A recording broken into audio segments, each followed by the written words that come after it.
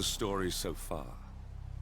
Agent 47 and his handler Diana Burnwood are the world's top assassins working for the ICA.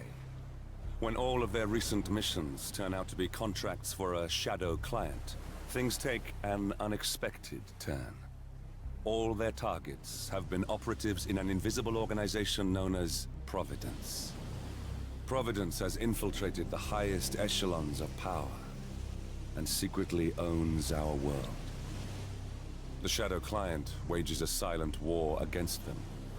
And so the Constant, Providence's enigmatic controller, seeks Diana out.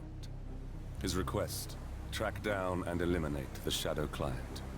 In return, he offers something irresistible. The truth of 47's lost origins. Neither know that the man they hunt is 47's childhood friend. And unlike 47, he remembers everything.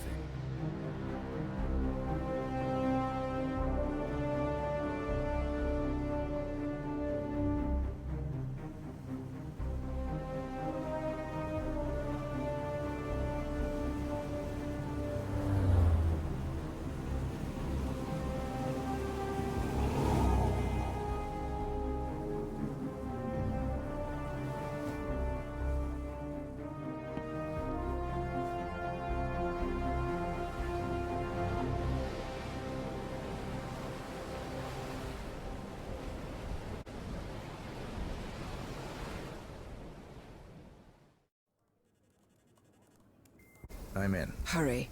I'm detecting movement up the road. A motorcade, possibly Reynard's. Uploading the data. Hold on. Receiving it now.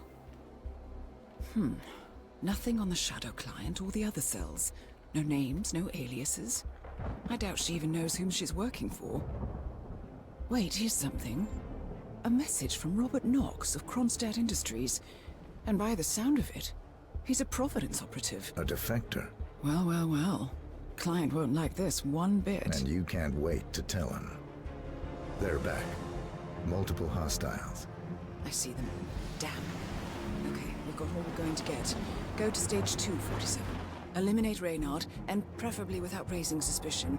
One step ahead of the Shadow Client for once. Let's keep it that way.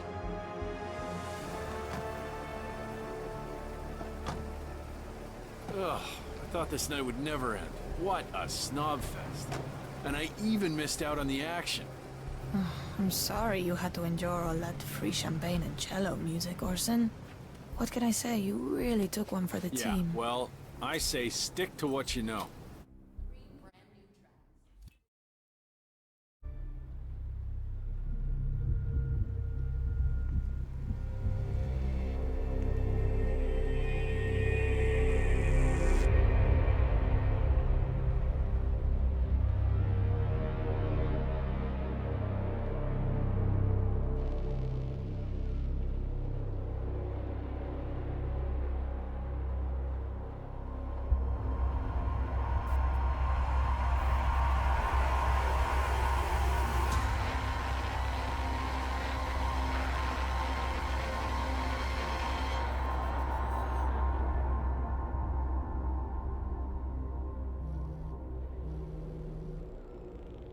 Well, it's official. New Zealand paid off. The client has given us carte blanche. Hunt down the militia by any means necessary. A week ago, Providence was a threat. How did you swing the board? The board are practical people, 47. A blank check is hard to turn down. Besides, the Shadow Client's war on Providence is causing a global panic. Someone will need to stop the militia. Might as well be us.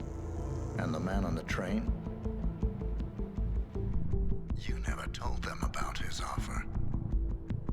Taking a contract for personal gain is against ICA regulations. Sodas would have been proud. Is that a sense of humor, 47? Whatever next? Crying at the movies? Why are you doing this? I know what it's like to have everything taken from you. He claims to know about your past. Your childhood, your memories, everything Ortmeyer stole from you. And you trust him? About as far as I can throw him. But this is our best lead in 20 years. I say it's time we break a few rules. rules.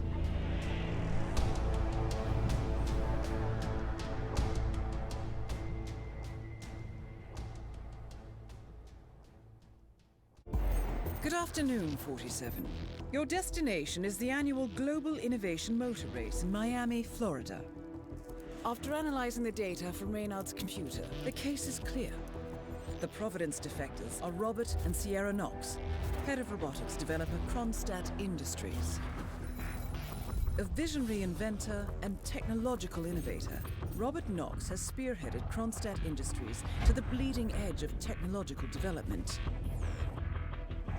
His equally brilliant daughter, Sierra, is not only a financial wizard, but also a fiercely competitive race car driver, with a fiery temper to match.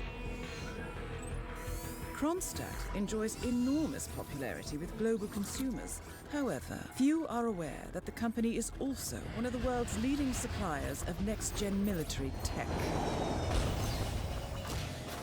Last year, despotic ruler Jin Po employed prototype Kronstadt drones against peaceful civilian protesters in the now infamous Tunyan Valley incident. And although it has yet to be proven, there is little doubt that the Knoxes personally brokered the deal, making them complicit in a war crime. It is unclear why the Knoxes would betray their masters, but likely the fear of being next on the Shadow Clients hit list has pressured them to cut a deal with the enemy. Undoubtedly, with Kronstadt Industries on their side, the militia will increase their attacks tenfold, and so our contract obligates us to retire Robert and Sierra Knox and contain the damage they may inflict on Providence. I will leave you to prepare.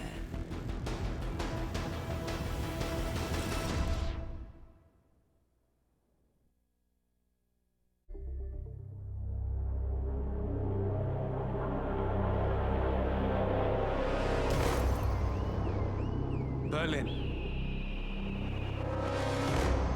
Shanghai, Montreal. We're bleeding operatives. Panic is spreading, and now we are axing our own? Knox was a traitor. He would have caused incalculable damage. And he won't be the last. This is exactly what the enemy wants. We need to fight the sickness, not the symptom. And I have just the tool for the job. Right. The Burnwood woman. Eric Soders warned you about her, didn't he? The Crusader. I can handle Miss Burnwood. Everyone hates power until you offer them some. And you ought to know. ICA speaks the enemy's language. We need them. And once we don't... We'll cross that bridge when we get there. Fact remains, we are shadowboxing. We need to know who we are up against. I was getting to that.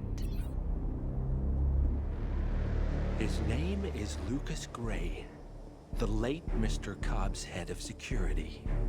Cobb was ground zero, first of our operatives to die. It had to be one of his staff, someone with military training and access to the plane. Grasping at straws. Gray is a mercenary, a veteran of every backwater tragedy you've ever ignored on the 5 o'clock news. Chechnya, Sierra Leone, the list goes on, but before '89, nothing. No records of any kind. Ah, come on.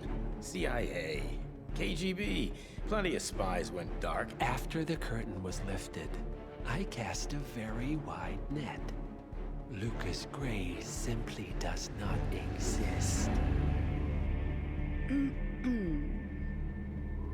If you're all quite done wetting yourselves with excitement, I couldn't give two shits where he came from. I only want to know one thing. How does he know about us?